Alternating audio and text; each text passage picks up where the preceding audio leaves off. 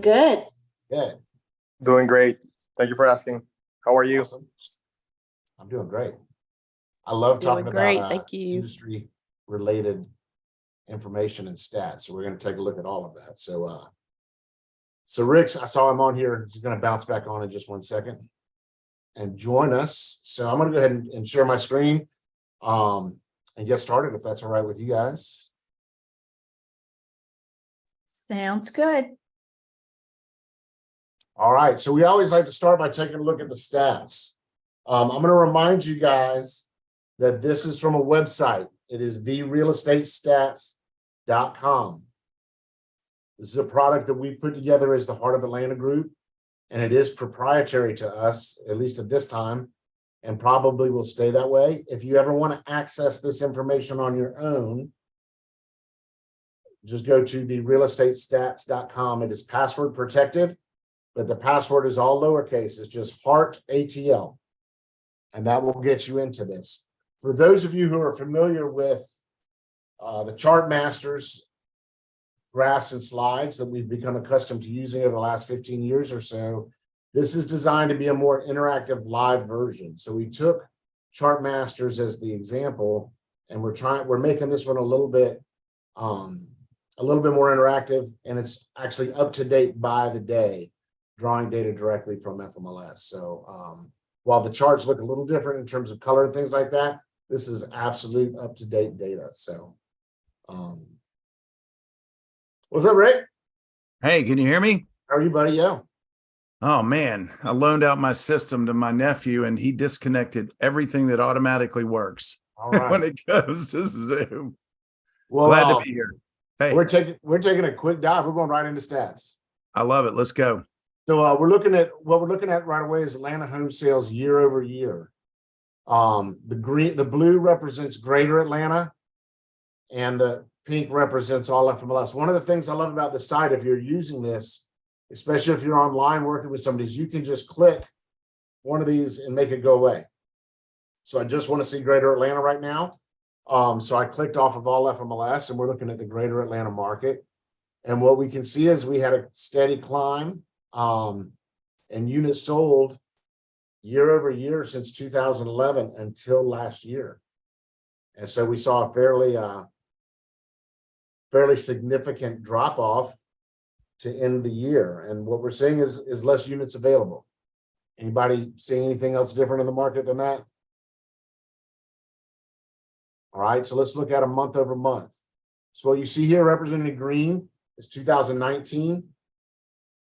Pink is 2020, yellow is 2021, and orange is this year, 2023. So what you can see certainly in the pink line, if we just highlight that, is you can clearly see where COVID showed up in April and May of that year, where we had a significant drop off. If we're looking just at last year, you can see we've been in a decline pretty much since mid-year last year in terms of the number of units that have sold.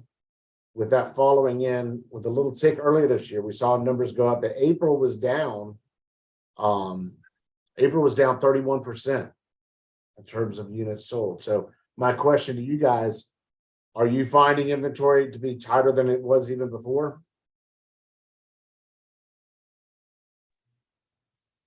Yes, I would say so. Yeah. So when you're looking, Susan, you're finding it tight. Yes. Rick, you've lived through multiple markets in the city. Where are we today compared to historically? If you put your realtor hat back on and we're out hustling the streets, what would be your message?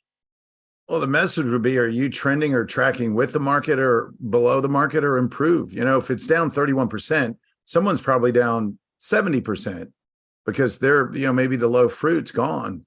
And there are people who are probably still having an up year, irrelevant of the market. So this is like the new waterline, if you will, the new benchmark to beat.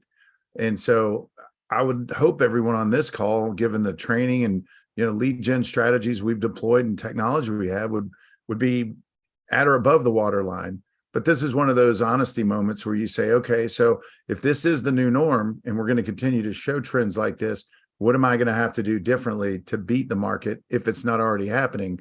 And even if you are beating the market, if the market shifts again, what's your insulation? What's your insurance policy? Where's the market of the moment or the market of tomorrow? Which is even more important to ask yourself. Yeah, I've heard you say in the past, and even back a long time ago when I was an agent, what would it be like to live without 30% of your income? Are you Yeah. running a financial budget model that says, hey, I can live on less than I'm making? Well, I'd say that was that was in good markets when I'd go, hey, if I cut your income in half, how does that feel? And if you're not prepared for that, go ahead and brace for it so that it's not a, tremendous shock to the system. So hopefully we're beating the market, and hopefully, your market, and that was an FMLS stat. There are certain markets that are still doing better than that. And another thing I used to say is if your current pond isn't providing enough fish to feed your family, maybe think about picking up your rowboat and moving to another pond and fish, where there's more fertile ground. And it feels like a collective though. I mean, so to be fair, but even inside of when I say collective, I mean, everybody's got some degree of suffering, but where do you suffer the least? Maybe that's a better way to put it. Yep. Right on. It Is looks it to me price like, point? Yeah. Price point, geographic. I mean, there's many variables. So sorry to stop you there. well, we know one of the things that's impacted us a good bit is interest rates. And looking at this chart, it tells me interest rates have leveled off. We're hovering right in that 67%. I really don't think we're going to see interest rates in the 3.5 again, ever again. I won't ever say ever, never, but I think we rode a really good wave of low interest rates that we're going to see the norm come back to like 5+. Yeah, the problem is lenders don't make money at 2%. Like you can't, if you've noticed now, you actually can go out and command an interest rate or return on your checking account or your savings or a mutual fund or not a mutual fund, a money market. So I think somewhere between 3 and 6 is probably a real healthy place to be, honestly, for the Yeah. entire ecosystem. Is anyone on this call still having buyer reluctance or hitting any issues in relate to interest rates? We mastered that dialogue. Well, I've had the dialogue, but I still have people who are backing away. Okay. Were those people who were pre-qualified prior to the fourth quarter of last year? Yes, in their case, they decided the way they wanted to approach it was to save money and come back in a year. Okay. So they could like outsave the market, they thought. So All right. With your permission, I'm gonna share a graph that speaks directly to this. sure. We looked at this, we've looked at it locally in our office, but this is also what we looked at the stats presentation. So when we're talking to buyers about the market changing and interest rates going up, one of the things we need to be able to do is educate them on what does it really mean to buy real estate, right? And so when your clients are buying real estate, essentially what they're doing is they're locking their debt service in, right? In this example, we're buying a $250,000 house at a fixed 30-year interest rate, which means for the next 30 years, that pink line, it's not perfectly flat because you're going to see slight increase in taxes, maybe in insurance, but for the most part, they're locking in a cost of living for 30 years, right? Makes sense? As they pay off that debt service, in the beginning, they're paying for majority interest, right? So they're not going to really start seeing a huge disparity for the first until about 10 years in.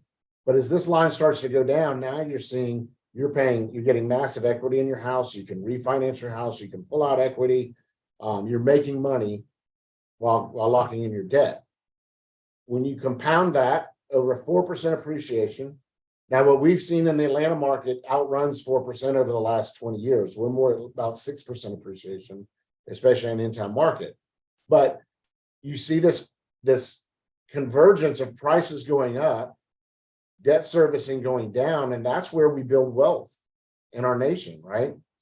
So for the person in your example, Amy, that says we're going to hold off for a year or two, here's what the dynamic happens. If they hold off for 2 years, these three white lines represent holding off 2 years, 5 years, and 10 years. They're delaying the kickstart of that wealth and that equity. And while it might not feel like they have an extra 25 bucks in their pocket today, if they understand long-term what they're doing is actually costing them more money, then they would be more inclined to start investing in real estate today. Does this make sense? Yes. Yeah. It's an amazing graph. It's an amazing graph. So the next question is, how long do you plan to live in your home? And what I found with my realtor experience is people rarely say a year or two unless they're extremely transient. If you're extremely transient, maybe renting does make sense in the current scheme. But anything over 3 to 5 years, 6 years, you're going to net positive. And you can either stall out not to lose or buy in at a higher rate, but still net positive. And another factor that people often don't factor in is that all of that mortgage interest is front loaded, is tax deductible. So have a good conversation with your accountant about the benefits of that write-off and the cash value, which takes a 6% rate or 6.5%, possibly down to 5 or 4.5 net cost. Yeah.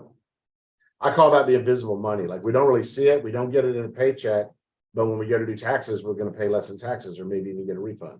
It's real money. It's every year. Yeah, it's just not something you see showing up, you don't hear the cha-ching go off in your bank account every time it happens, right? So, but this is a dialogue you could share with them, Amy, and these stats are available. I'm happy to send them to you. Brett has shared them with a lot of people over the time. So getting back to our stats, here's some trends that we see. So as the market gets tougher, Inman has an article says that NAR's membership is shrinking for the first time in years this year. What are your thoughts on that, Rick? It's inevitable. Yeah. If you take 30% of the market away, someone who sells 3 houses a year is probably not remotely making the corner. So it's inevitable. The good news is, and Gary said this generations ago, that, the gift in a shifted market is that your competition goes away that's inadequate or inferior or not prepared to win. And so at some point, they still have market share, and the collective market share of that bottom quartile is actually pretty significant. That's probably someone left or right of you in your neighborhood that now has the option of listing with you because their cousin, sister's, brother's, uncle, or friend just quit.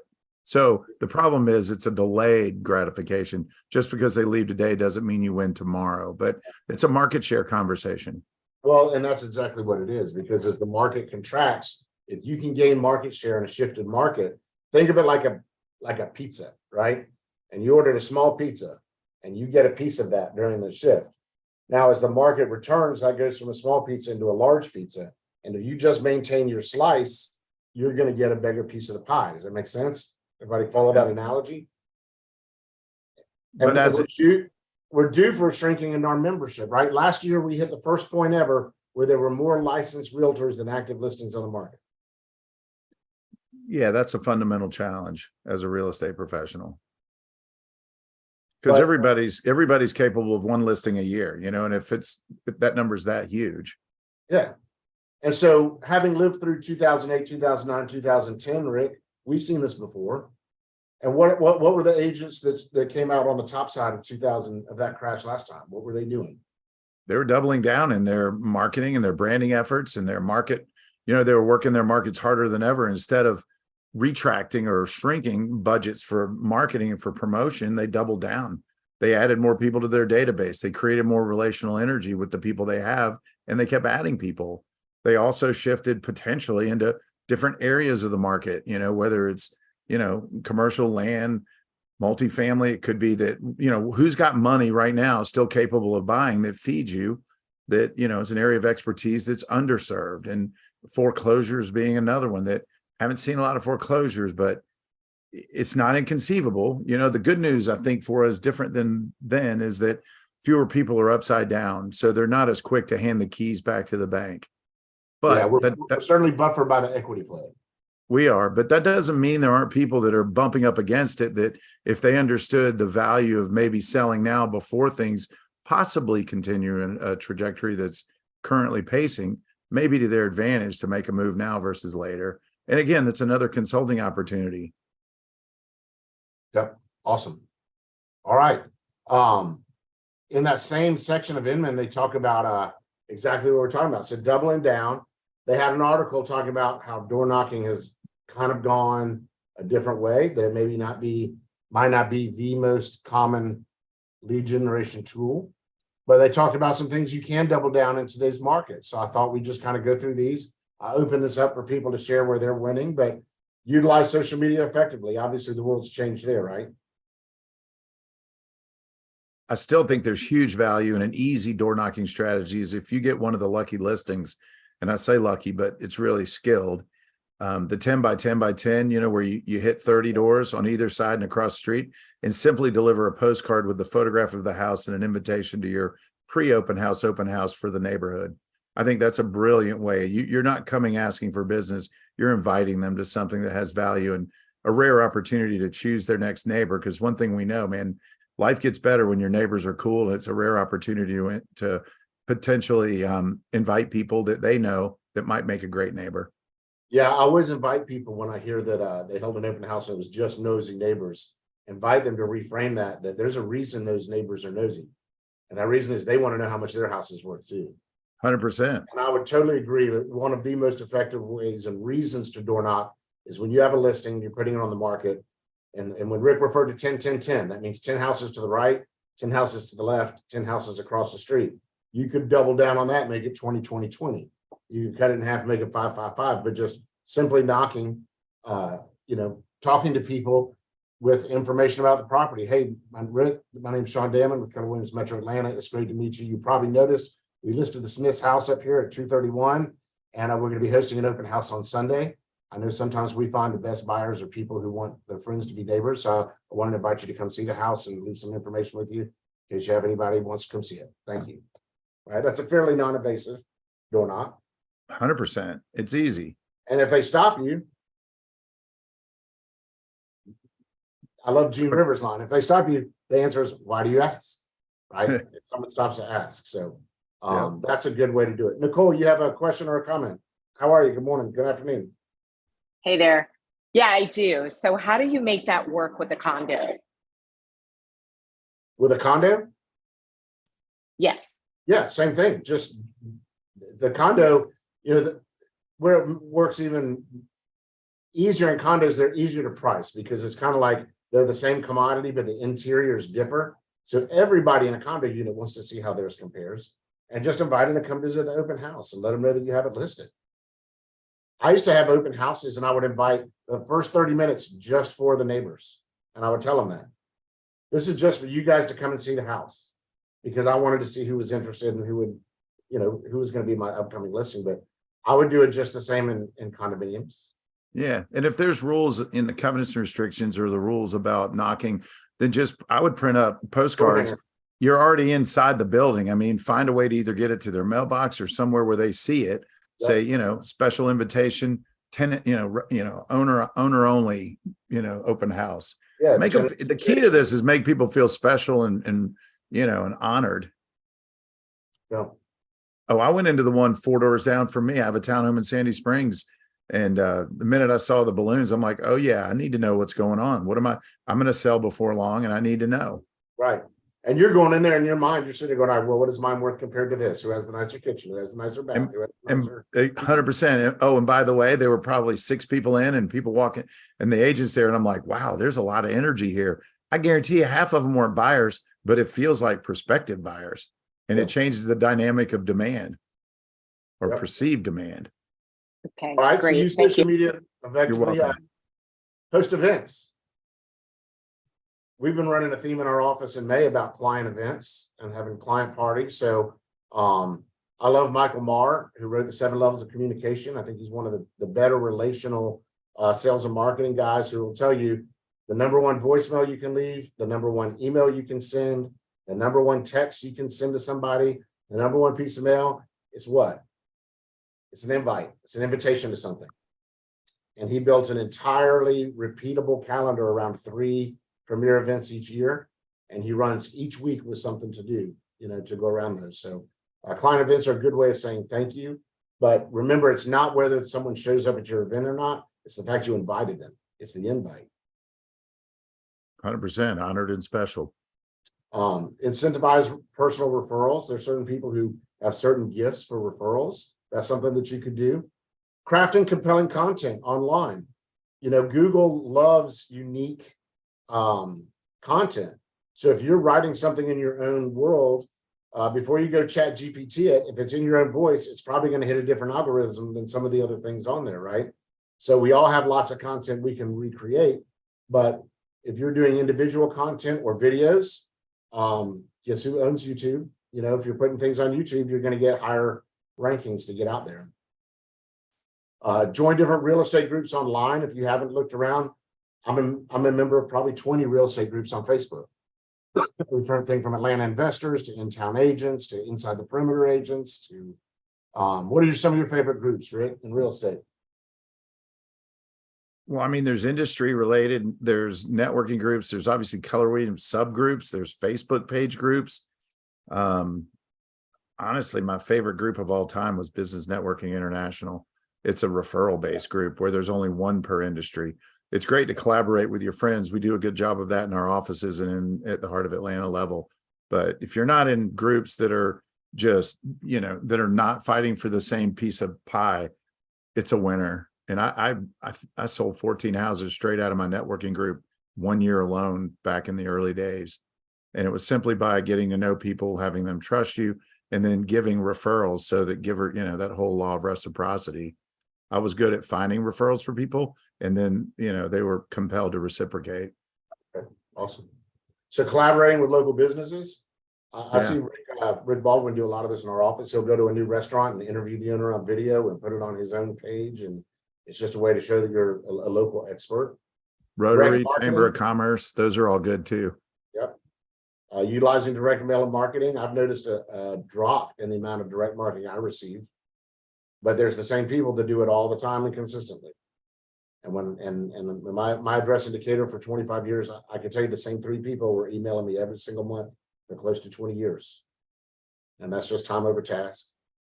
Getting involved in your community. I always tell people go to where you would want to spend time and spend your time there, and you're going to find like-minded people to work with.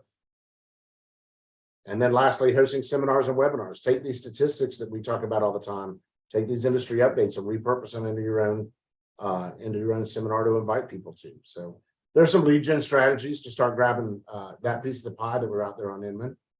And then the last article I wanted to look at was actually on the Business Chronicle, which is talking about our bidding wars coming back to the housing market.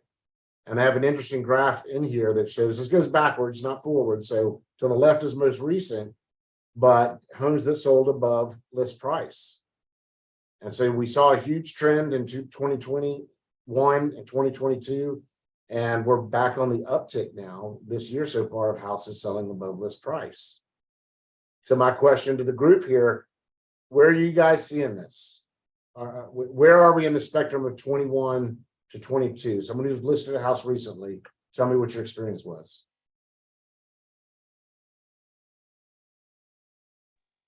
Are you talking about in terms of how quickly it sold and if it was over, under ask? Yeah.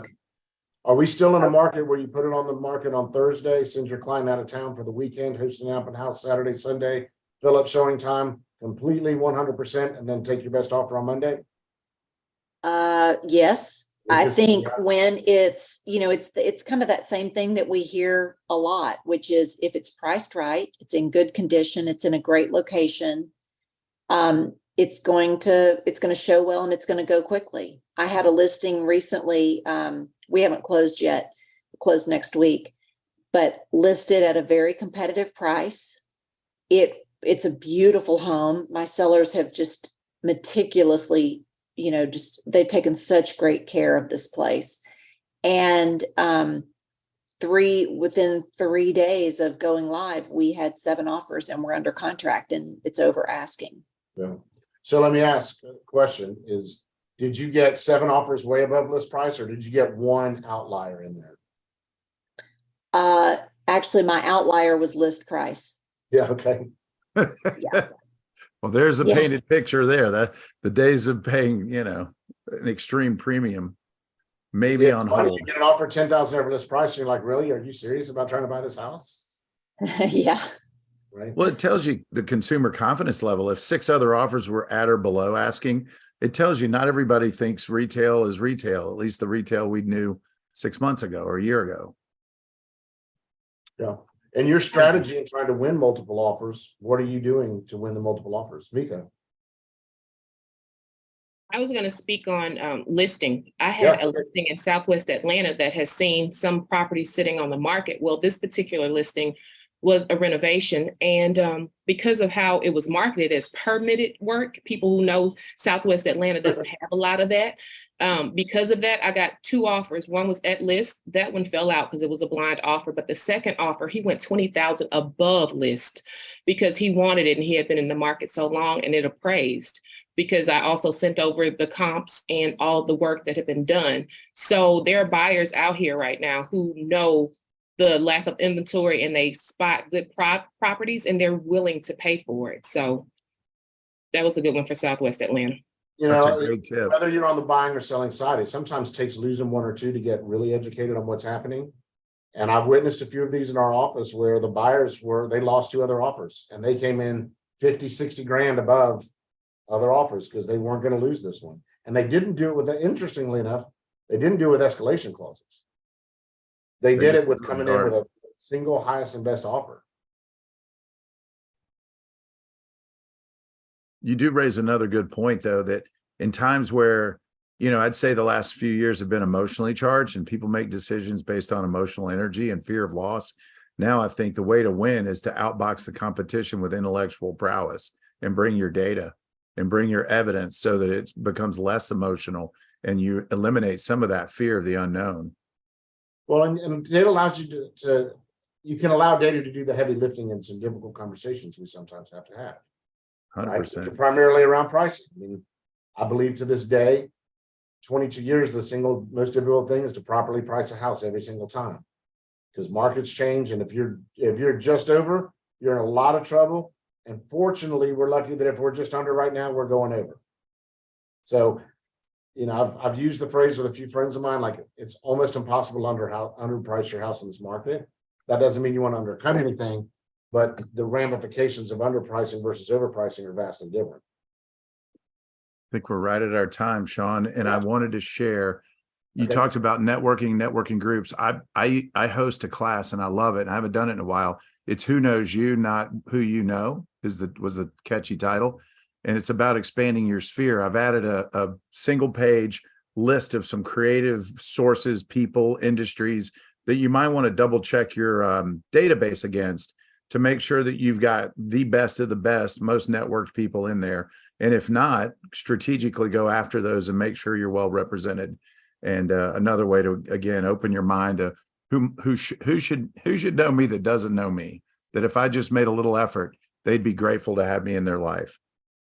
So this is in the chat page if anyone wants to grab it and download it before we log off, but we are right at our 30-minute mark. So thank you guys for joining. Rick, good to see you.